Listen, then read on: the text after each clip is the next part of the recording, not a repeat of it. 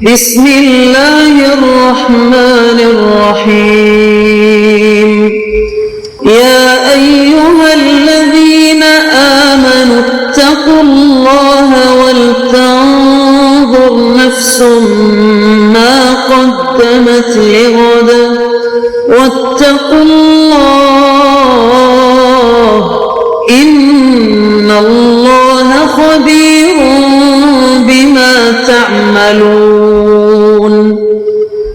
اے ایمان والو، اللہ سے ڈرتے رہو اور ہر شخص کو دیکھنا چاہیے کہ اس نے کل یعنی آخرت کے لیے کیا سامان بھیجا ہے، اور ہم پھر کہتے ہیں کہ اللہ سے ڈرتے رہو، بے شک اللہ تمہارے سب اعمال سے خبردار ہے۔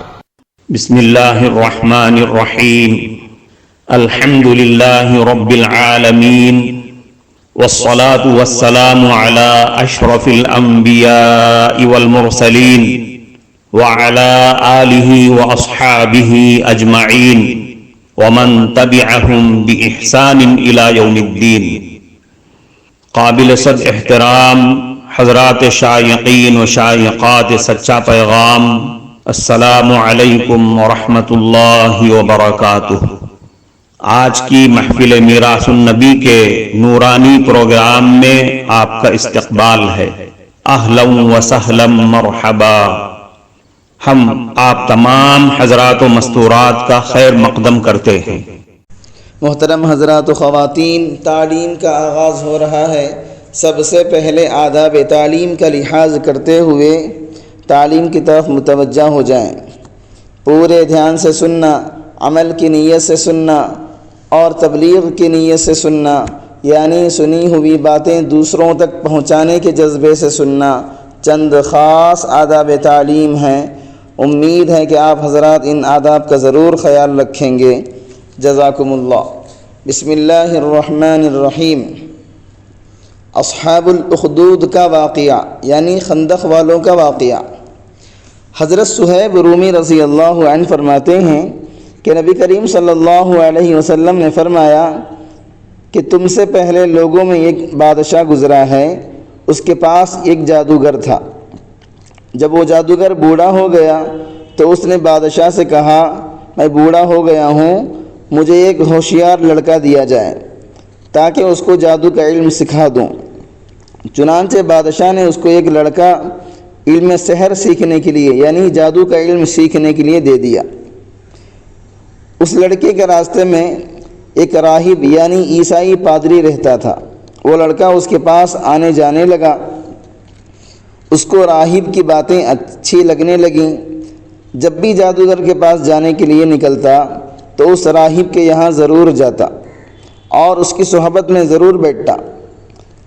جب جادوگر کے پاس پہنچتا تو وہ اس کو دیر سے آنے پر مارتا۔ لڑکے نے راہب سے اس بات کی شکایت کی۔ راہب نے کہا، جب تجھے ساحر سے کوئی خطرہ ہو، جادوگر سے کوئی خطرہ ہو تو کہہ دیا کر کہ میرے گھر والوں نے مجھے روک لیا تھا، اور جب گھر والوں سے ڈر ہو تو ان سے کہہ دینا کہ ساحر نے یعنی جادوگر نے مجھے روک لیا تھا۔ سلسلہ یوں ہی چلتا رہا۔ ایک دن اس لڑکے نے دیکھا کہ کسی بڑے جانور نے لوگوں کا راستہ روک رکھا ہے۔ اس نے کہا، آج معلوم ہوگا کہ ساحر یعنی جادوگر افضل ہے یا راہب پادری افضل ہے۔ چنانچہ اس نے ایک پتھر ہاتھ میں لے کر دعا کی، اے اللہ، اگر راہب کا دین سچا ہے تو یہ جانور میرے پتھر سے مارا جائے تاکہ لوگوں کو گزرنے کا راستہ مل سکے۔ یہ کہہ کر اس نے وہ پتھر مارا اور وہ جانور مر گیا اور لوگوں کو گزرنے کا راستہ مل گیا۔ لڑکے نے آ کر راہب کو سارا واقعہ بتایا تو راہب نے یعنی پادری نے اس سے کہا، اے بیٹے، آج سے تو مجھ سے زیادہ افضل والا بن گیا ہے۔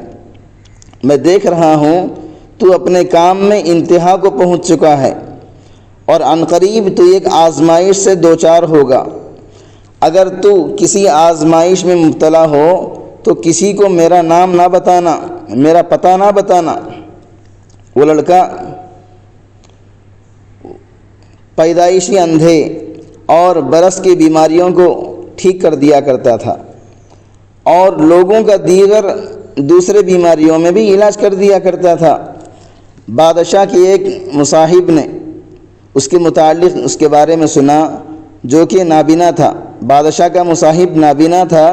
جب اس نے اس بچے کے بارے میں سنا تو بہت سے ہدیے اور تحفے لے کر اس کے پاس آیا اور اس سے کہا، اگر تو مجھے شفا دے دے تو یہ سب کچھ تیرے لیے ہوگا۔ لڑکے نے کہا، میں کسی کو شفا نہیں دیتا، شفا تو اللہ تعالیٰ ہی دیتے ہیں۔ اگر تو اللہ تعالیٰ پر ایمان لانے کا وعدہ کرتا ہے تو میں اللہ تعالیٰ سے دعا کروں گا کہ اللہ تعالیٰ تجھے شفا دے دیں گے۔ وہ آدمی ایمان لے آیا تو اللہ تعالیٰ نے اس کو شفا دے دی۔ پھر وہ آدمی اپنے بادشاہ کے پاس آیا اور اس کے پاس اس طرح بیٹھا جیسے پہلے بیٹھا کرتا تھا۔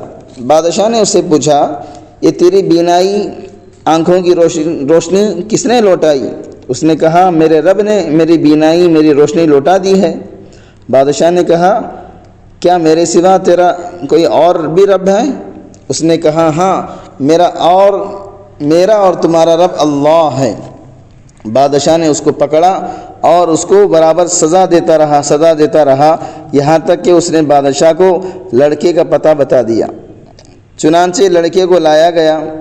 بادشاہ نے اس سے پوچھا، اے بیٹے، تم اپنے جادوگری میں اس کمال کو پہنچ چکے ہو کہ پیدائشی اندھوں اور برس کے مریضوں اور دوسرے لا علاج مریضوں کو ٹھیک کر دیتے ہو؟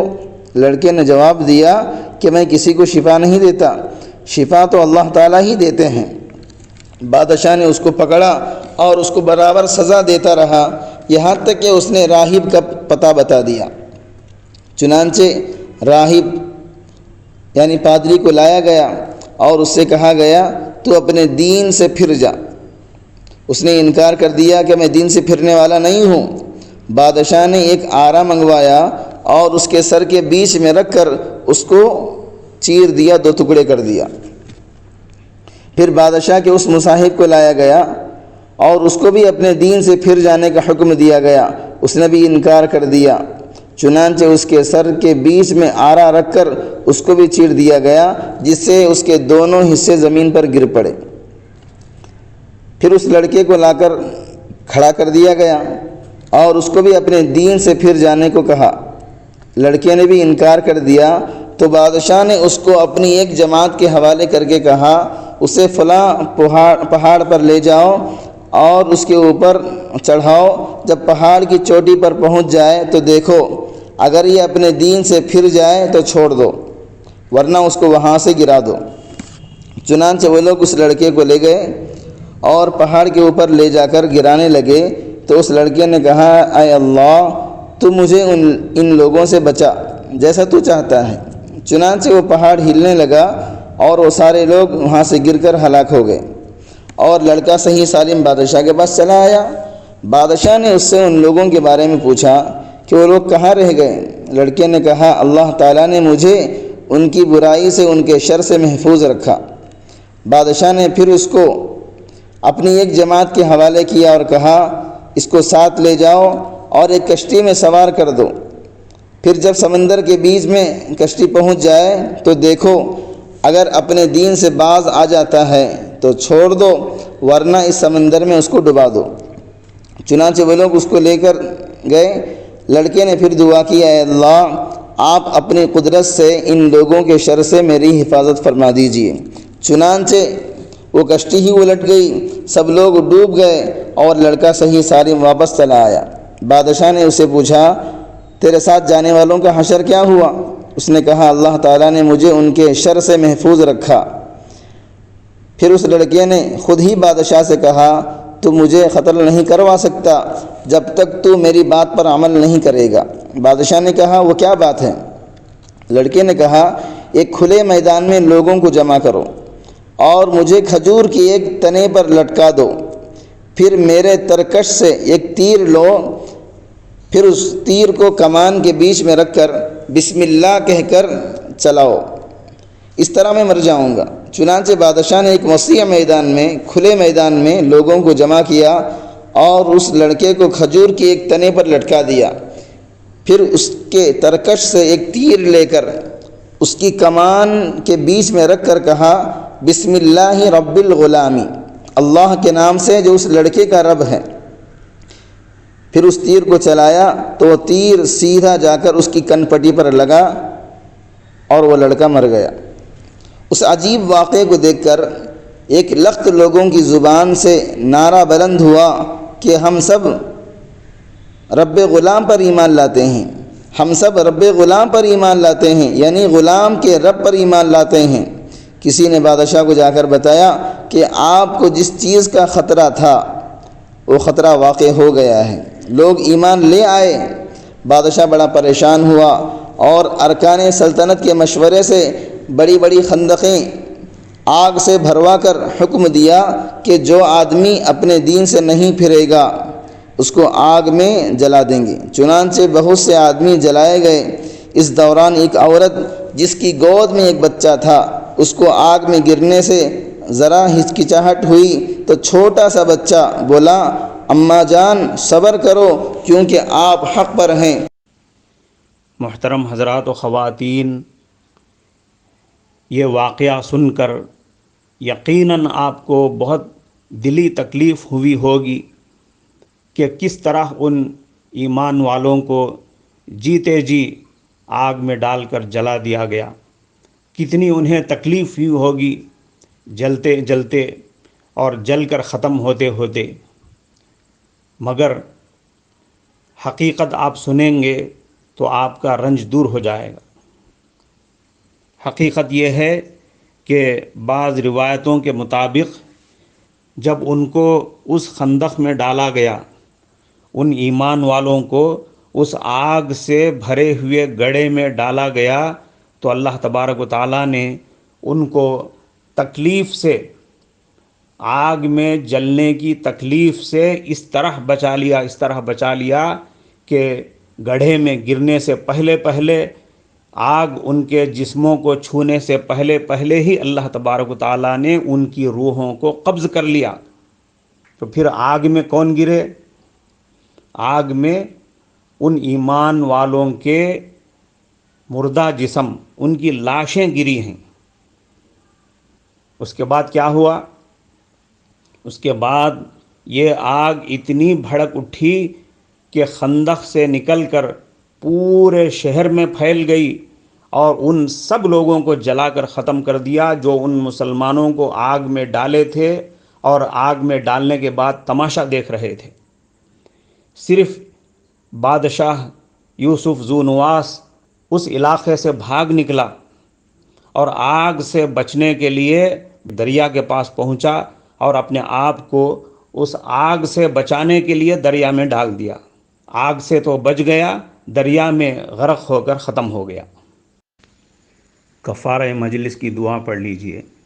سبحانك اللهم وبحمدك اشهد ان لا اله الا انت استغفرك واتوب الیک۔ معزز حضرات و خواتین، ہم آپ کے بے حد شکر گزار ہیں کہ آپ نے محفل میراث النبی صلی اللہ علیہ وسلم میں شرکت کے لیے اپنا قیمتی وقت فارغ کیا ہے۔ اللہ تعالیٰ آپ کو خوش و خرم رکھے، آمین۔ جو حضرات نئے ہیں وہ سچا پیغام چینل کو سبسکرائب کر کے وہاں پر لگی گھنٹی کے نشان کو ضرور دبا دیں تاکہ آپ کو ہمارے ہر ضروری اور مفید پروگرام کی اپڈیٹس ملتی رہیں، اور ہمارا ہر پروگرام لائک کرنے کے ساتھ ساتھ دوسروں کو شیئر بھی کرتے رہیں۔ اس سے آپ کو صدقے کا ثواب ملے گا، کیونکہ حدیث کے مطابق اچھی باتیں پھیلانا صدقہ ہے۔ اللہ تعالیٰ آپ کو خوب جزائے خیر عطا فرمائے۔